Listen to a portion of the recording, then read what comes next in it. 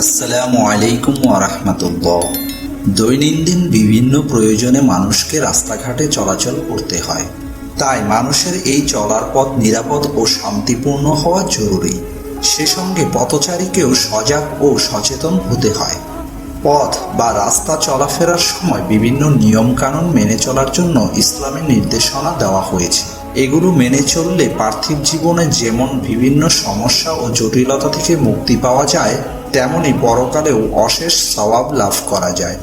রাস্তার আদব বা শিষ্টাচার। রাস্তার পরিধি। পৃথিবীতে পথ বা রাস্তা মানুষের জন্য আবশ্যকীয় বিষয়গুলোর অন্যতম।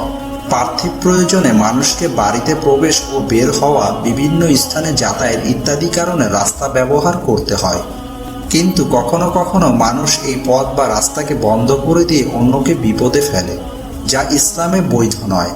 রাস্তার পরিধি বা প্রশস্ততা সম্পর্কে ইসলামের দিক নির্দেশনা রয়েছে।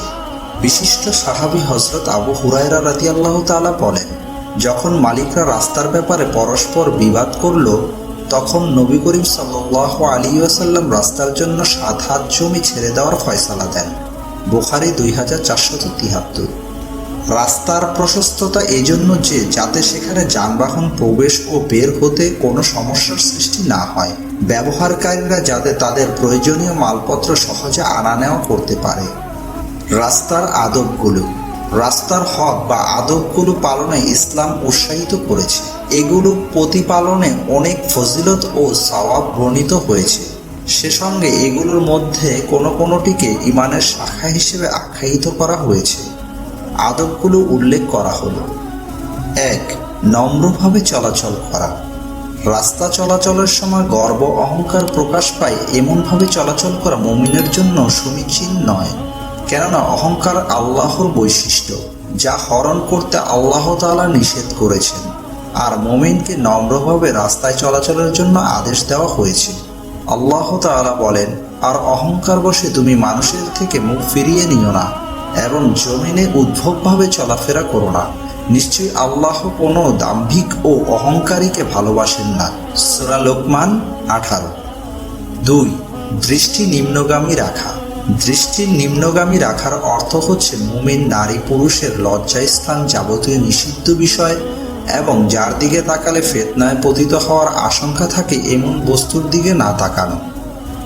মহান আল্লাহ বলেন, তুমি মুমিন পুরুষকে বলে দাও তারা যেন তাদের দৃষ্টিকে নত রাখে এবং তাদের লজ্জাস্থানের হেফাজত করে, এটা তাদের জন্য পবিত্রতর। নিশ্চয়ই তারা যা করে সে বিষয়ে আল্লাহ সম্যক অবহিত। আর তুমি মুমিন নারীদের বলে দাও তারা যেন তাদের দৃষ্টিকে নত রাখে এবং লজ্জাস্থানসমূহের হেফাজত করে। সূরা নূর 30-31। 3. কষ্টদায়ক বস্তু সরানো। রাস্তা থেকে কষ্টদায়ক বস্তু অপসারণ করতে ইসলাম উৎসাহিত করেছে এবং একে ঈমানের শাখা বলে অবহিত করেছে। রাস্তা থেকে কষ্টদায়ক বস্তু সরানোর ফজিলত সম্পর্কে রাসূল সাল্লাল্লাহু আলাইহি ওয়াসাল্লাম ইরশাদ করেন, এক ব্যক্তি রাস্তা দিয়ে চলার সময় রাস্তার একটি কাঁটাযুক্ত ঢাল দেখতে পেয়ে তা সরিয়ে ফেলল। আল্লাহ তার এই কাজ সাদরে কবুল করে তার গুনাহ মাফ করে দিলেন। বুখারী 6052। অন্যত্র তিনি ইরশাদ করেন, এক ব্যক্তি কখনো কোনো ভালো কাজ করেনি, শুধু একটি কাঁটাযুক্ত ডাল রাস্তা থেকে সরিয়েছিল।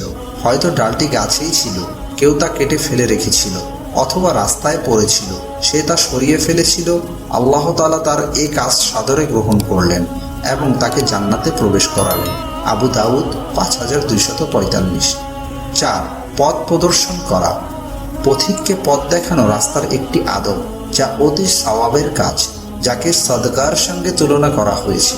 পথ দেখানো বিভিন্নভাবে হতে পারে। পথহারা পথিককে পথ দেখানো। মানুষ উদ্দিষ্ট স্থানে পৌঁছার পথ হারিয়ে ফেললে সীমাহীন বিড়ম্বনার সম্মুখীন হন। এই অবস্থা থেকে তাকে উত্তরণের জন্য সঠিক পথ বাতলে দেওয়া জরুরি। পথ হারাকে পথ প্রদর্শনের ফজিলত সম্পর্কে রাসূল সাল্লাল্লাহু আলাইহি ওয়াসাল্লাম ইরশাদ করেন, পথ হারা লক্ষ্যে পথের সন্ধান দেওয়া তোমার জন্য সদকা। মিশকাত 1911। অন্ধকে পথ চলতে সাহায্য করা। পথ চলার ব্যাপারে অন্ধ ব্যক্তির ব্যাপারে বিশেষ গুরুত্ব দেওয়া উচিত। কখনো তাকে হাত ধরে তার সঙ্গে চলে তাকে গন্তব্যে পৌঁছে দেওয়ার চেষ্টা করা, এটি একটি বড় শিষ্টাচার। যার প্রতি ইসলাম উৎসাহিত করেছে। পক্ষান্তরে অন্ধকে ভুল পথ প্রদর্শন করা থেকে ইসলাম সাবধান করেছে এবং একে অভিশাপে পতিত হওয়ার কারণ বলে আখ্যায়িত করেছে। রাসূল সাল্লাল্লাহু আলাইহি ওয়াসাল্লাম ইরশাদ করেন, আল্লাহ ওই ব্যক্তিকে অভিশাপ করেন যে অন্ধকে ভুল পথ দেখায়। মুসনাদে আহমদ 2817। 5. বোঝা বহনকারীকে সাহায্য করা। রাস্তায় উপবেশকারী বা অন্যকে তার বোঝা বহনে বা মাথায় উঠাতে অপারগ দেখলে তাকে সাহায্য করবে, এটা রাস্তার অন্যতম আদব। রাসূল সাল্লাল্লাহু আলাইহি ওয়াসাল্লাম ইরশাদ করেন, রাস্তার উপর বসা ভালো নয়, তবে হ্যাঁ সেই ব্যক্তির জন্য ভালো যে রাস্তা দেখিয়ে দেয়, সালামের জবাব দেয়, চক্ষু অবনত রাখে এবং বোঝা বহনকারীকে সাহায্য করে। মিশকাত 4661। রাস্তাঘাটে চলাচলের ক্ষেত্রে উপরোক্ত আদব বা শিষ্টাচার মেনে চলা জরুরি। এর মাধ্যমে ইহকালে যেমন সুফল পাওয়া যাবে, তেমনি পরকালীন জীবনেও অশেষ সওয়াব হাসিল করা যাবে। আল্লাহ আমাদের সবাইকে জীবনের সব ক্ষেত্রে ইসলামী আদব বা শিষ্টাচার মেনে চলার তৌফিক দান করুন। আমিন। ভিডিওটি প্রচারের সাথে লাইক কমেন্ট করতে পারেন।